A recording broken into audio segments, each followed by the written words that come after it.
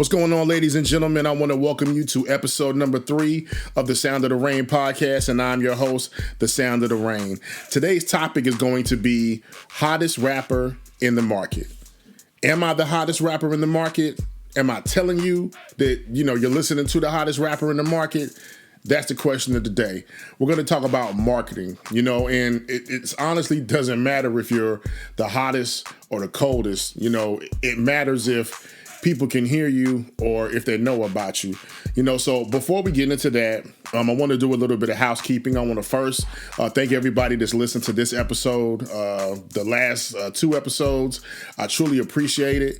If you want to support the show, you can leave a rating on your Apple podcast services. That would definitely be appreciated. You can also follow me on Spotify.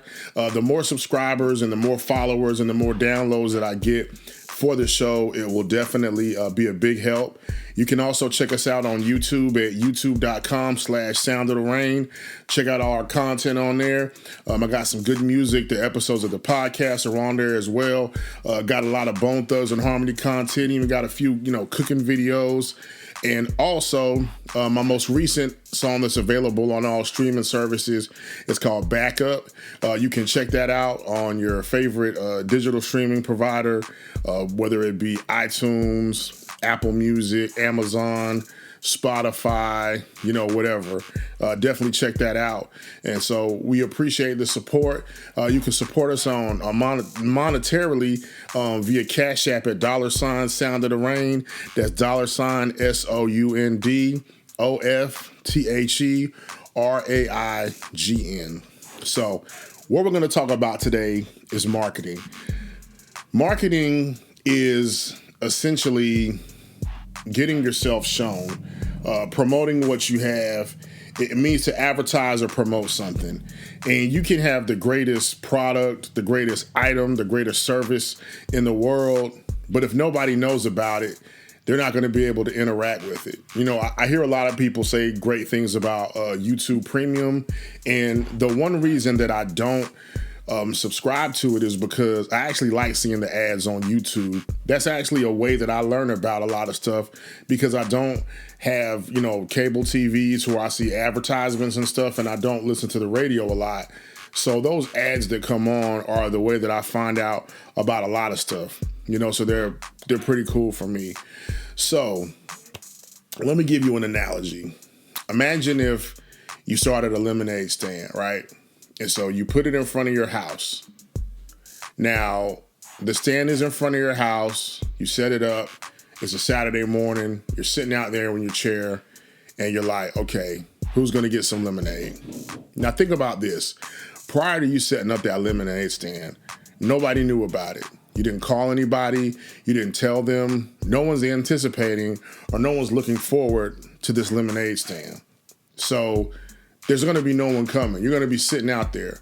The only people that'll see it are people that kind of drive by and on chance or happen to be walking down your street. And then at that point, it's a matter of, will I do it or not? It's not an intentional seeking you out. Oh, I came to get some of this lemonade. They just happen to see it. Now, say that the week before you put your lemonade stand out, you put a billboard up in the middle of the city, or you go around and tell your friends and your family, like, hey, this weekend we're going to be selling lemonade. Please come on, come on and check us out. They're going to be thinking about it. They're going to be anticipating it. They're going to be saying, oh, you know what? I forgot, Saturday's coming up. We got to go get us some lemonade. So they're going to go through the process of wanting it, of desiring it, of seeking it out, versus just driving down the street, looking to the right, and they see like a lemonade stand. So you're having that intentional customer versus that customer that kind of, made a more spontaneous decision to buy your lemonade. So it's very important to market yourself. And the thing is, it's very challenging. Me and the prolific author, Nicholas Adams, who's the author of the Xanthia trilogy, talk about this all the time, how challenging it is to market your material, to get people out there to interact and to buy it. And so the reason I named this episode Hottest Rapper in the Market is that you can have the greatest product, you can be the best brick mason. You can be the best painter. You can be the hottest rapper. I don't think I'm the hottest rapper, but I'm asking the question, are you the hottest rapper in the market? Are you being marketed? If you are the hottest, how do I know who hears you? Who's going to come across you? So I'll give you an example. I've been talking about putting out a song for a long time called This Beat's Whack. So whenever I drop the song, even if there's not a huge anticipation or people that are like, oh my gosh, I can't wait to hear this, there's a curiosity there of, okay, is the beat really going to be whack? Think about it. I've been talking about this for months. This beat's whack. This beat's whack. This beat's whack. And then the first thing people are going to think of when they hear this song is they're going to be listening for the beat. And they're going to say, okay, the beat is whack. Or the beat ain't whack. Then they're going to want to continue to listen to see if they think that the song is whack. It's part of the concept of the song. And it's part of the marketing strategy that I have for it. So it's building that anticipation. So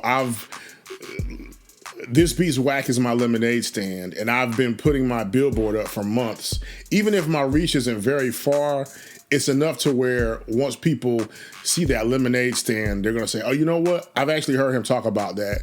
Let me check this out. Just like I've been talking about the album Brainstorm for a long time. And then when it finally comes out, that might pique people's interest versus me just putting something out or just dropping something and, me not having said anything or kind of warned anyone or built up any excitement or anything.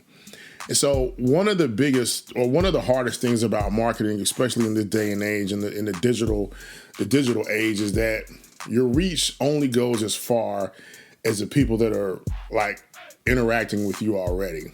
I see that with artists. They'll make music and they'll put it out and they'll promote it, but the only people that are seeing their promotion are the people that already follow them, the people that already interact with them, the people that are already going to buy it once it releases. What you need to do is get different eyes on it, get different ears on it for them to decide and say, okay, you know what? This is something I'm interested in as well. So it's like, how do you do that? How do you go outside of your reach? That costs money, and I'm at the point in my career where I don't have the money to pour into advertising and marketing. I'm going to bite the bullet on some things. I don't want to say bite the bullet, but I'm going to try to take the time or the money to invest into some advertising when I do release This Beat's Whack or when I do put out the album, because I want the reach of it to go beyond the people that already listen to me on YouTube, that already watch me on YouTube, that already follow me on Instagram or follow me on Facebook or follow me on the different, streaming services and Spotify and stuff like that. I need to find, this is my thing. I think that I'm a hot rapper. I've got the talent, I've got the skill, I've got the ability. It's just a matter of people hearing it and people learning about it and people knowing about it. And the thing is, it's like when you're brand new, nobody wants to take the time to listen. And why? You don't deserve it. I don't deserve people to just click on my music and listen to it. I don't deserve to say, I just put out this song, buy it. Now, people, granted, when they hear the name of a song called This Beat's Whack, and then when they hear the way that I start rapping on the song, it's to kind of pull your attention in. That's all part of the marketing that I've made for this song, and the song for me is representative of me producing, the beat myself and producing the album. It's a sense of freedom there. And so there's a fine line between making content you want to hear just for yourself and then also making content that other people want to hear. It can't just be catering to everybody's wants or needs, because then you're not being innovative to yourself as an artist. But then at the same time, if your goal is to sell records and your goal is to make money, you want to give people something they want. If I go to Pizza Hut, I don't want to get their new burger or their new chicken wings. I want to get some pizza. So if I walk in the door and they're shoving down my throat, hey, try a new Pizza Hut burger, try a new Pizza Hut hot dogs. It's exclusive. You've never had this before. Yeah, I've never had it before because I go to McDonald's if I want to get a burger. I go to Wienerworks if I want to go to get a hot dog. I'm coming to Pizza Pizza Hut because I want some pizza. Get out of my face, you know? So the Brainstorm album is really going to be a resume, an opportunity for people to hear a collection of work. And then I can begin to get feedback. This is the first album or the first project that I'm putting out. Everything else has been sort of sporadic. But this is the first consistent thing where people can say, okay, you know, sound, I like this song. I love this song. I hate this song. And I can take that feedback and, you know, begin to build off of it. One thing that also attracted me to the nerdcore genre, in addition to making songs about things that I'm interested in, you know, video games and comic books and movies and stuff like that, is the opportunity that it presents as far as marketing. There's a group that this is like the only group that I consistently listen to in Nerd Out, in Nerdcore, is a group called Nerd Out. And there's a singer, rapper named Nims. I don't know if the producer produces all their music, but they put their music out like, say, there's a new Ninja Turtles movie coming out, I think this year, called Teenage Mutant Ninja Turtles Mutant Mayhem or something like that. With that knowledge or understanding already, if they haven't, they will have written a song for Ninja Turtles prior to that movie coming out. And then when the movie comes out, they're going to drop the song the week of, or that week before, or the week after. And the reason I think that is genius is because you're riding off the marketing of the movie. Ninja Turtles will be a trending topic. People will be talking about it. People will be searching on it on search engines. Well, guess what? If they search and they see a Teenage Mutant Ninja Turtles Mutants Mayhem rap song, they're going to say, oh, snap, let me listen to this. And that is something that I love and think is such an awesome thing. My problem is I haven't been consistent with doing that. I'll tell you the truth. So there's a song that I made for the movie Shang-Chi called Who's the Man? If you wanted to check it out, go to your iPhone and say, hey Siri, play Who's the Man by Sound of the Rain, and it'll play you this banger, right? Siri started talking. And so... Sound of the Rain podcast by Sound of the Rain, now playing on Apple Music. You gotta love it. But so I started, so I made the song. It's called Who's the Man? And this was before matter of fact, secret, I still have not seen the movie Shang-Chi to this day. I actually plan on watching it today or tomorrow, but I still haven't seen the movie. With this is what I had to do was take all the information that I had, that I thought, and that I assumed, and create something that was creative to the point where... I'm sorry about that, guys. Got a little notification here, but we're going to keep it moving. So what I had to do was to take what I had and be creative and make a song about it, right? And so what I did was I rapped from the perspective of the villain named the Mandarin. And I knew that they had hinted at him in previous Marvel movies, and there was a fake him and, you know, things of that nature. And so I made a song called Who's the Man? And to say, you know, who's the man? Who's the Mandarin? I am the Mandarin. And so it was from the perspective of the Mandarin. So I did this big rollout. Now, the rollout reached only as far as the people that followed me on my Facebook page and Instagram.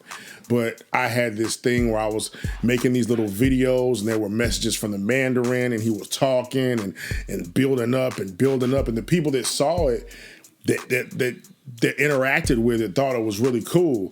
But the thing for me is that as much hard work as that I put into it, it was very discouraging when it didn't like blow up out the water. You know, I don't even think that song has hit 500 views on YouTube. Let me check right now.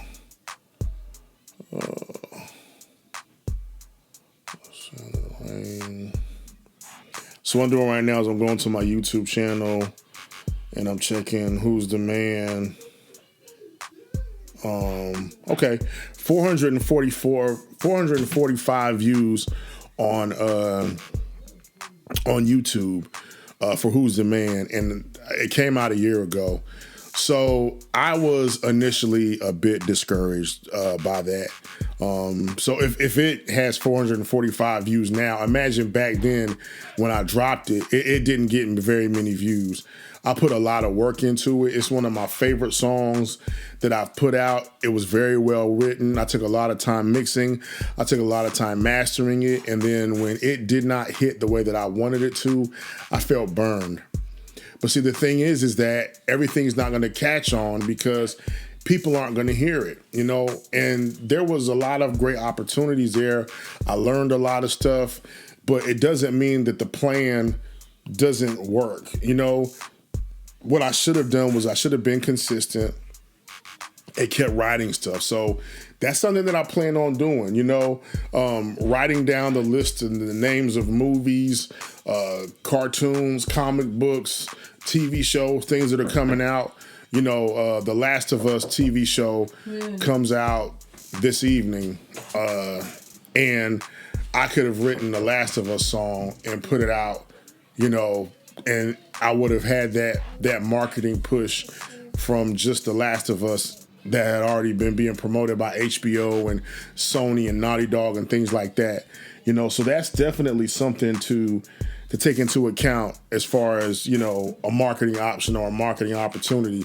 And that's just going to be the only thing that's going to cause that to happen is me putting in the work and me being consistent. So if I can't, you know, Nerd Out, they drop a song every week, every couple of weeks. I mean, it's awesome. It's very inspiring. And so if I don't have that opportunity or the time, you know, maybe I can drop something once a month, you know. There's a Blue Beetle movie coming out in the future. Go ahead and write a song for it now. You know, I can Google some stuff and learn some stuff about the Blue Beetle, you know, make a song that's enough to where people are jamming. And then when the movie comes out, boom, I got a song, you know, drop the song. And, you know, that's what it does. Matter of fact, this podcast, I created it solely with the intent to market and promote. You know, the genre that this podcast is in is entrepreneur, is the business genre, subgenre is entrepreneurship. So I'm not marketing this to people that listen to music.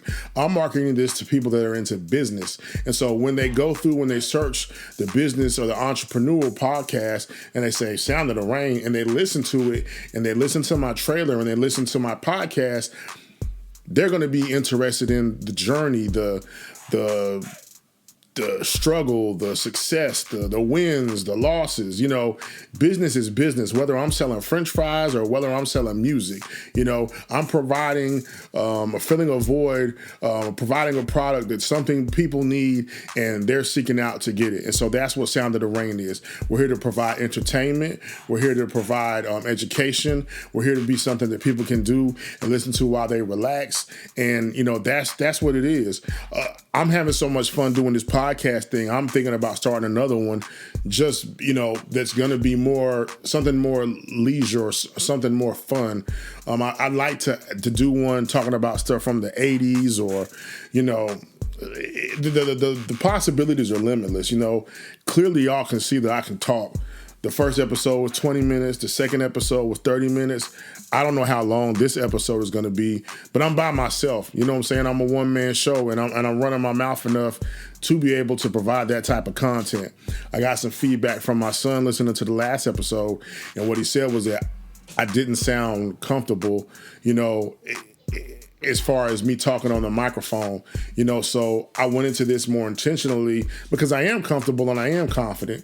And so I wanted to have more of my personality kind of peek out and spark out as y'all listen to the podcast. And so with each one, it's going to get better. So if you're listening to this and you want to do something, don't wait. Do it scared. Do it bad. Do it not as an expert. You don't have to have all your ducks in a row.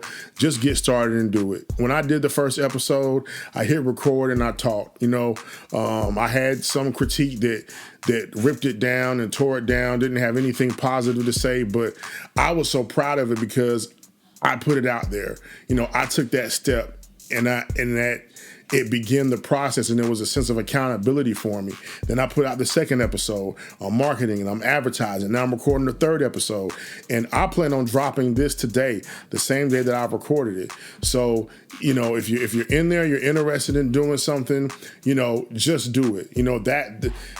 That would be my suggestion or advice to you, is to just do it. There was an article I was reading from a rapper named Simba, and he in a song he had made a reference to a rapper named Stat Quo, which kind of could be interpreted as a diss. And so what he was saying was that Stat Quo used to be he used to critique him very hard as far as his music and his image and what he was doing. And he said that it wasn't that his critique or his feedback was incorrect. It was just the way that he was saying it. It just wasn't really, productive to help Simba grow. And so what he was saying, stick to your guns, stick to your guns, stick with your gut. If you got a feeling and you want to go with it, go. I've had a song that I've let some person hear, and they say, this is trash, I hate it, in so many words. And then somebody else hears it, and they say, this is the greatest thing since sliced bread. And the people that like what you do, they're your audience. If I make something, like I rap about video games and Jesus, you know what I'm saying? That might not be for everybody. It doesn't mean that I have to change and adapt and fix what I make to fill everybody's needs. It just means that, the people that like video games and the people that like Jesus, they're going to come and listen to what I got to say. Or if the music is so good, I might not like video games or Jesus, but man, your music is so hot, I want to listen to it. So that's how it goes. So I think on that note, we're going to wrap things up. I definitely want to thank everybody for their support. We're continuing to grow. Like I said, please follow us on Spotify. Please leave us a rating on Apple or whatever podcast service you use. It is definitely a great help. Go to our YouTube channel and subscribe. If you feel the need to, or not if you feel the need, if you're able to and you would like to, please support us financially at $ Sound of the Rain via Cash App. Any assistance will help. We can use those funds to buy new equipment. I'm looking to get a new microphone. That's going to cost money. Looking to turn my business into an LLC. That's going to cost money. So I really appreciate it. So thank you so much for your time. Sound of the Rain out.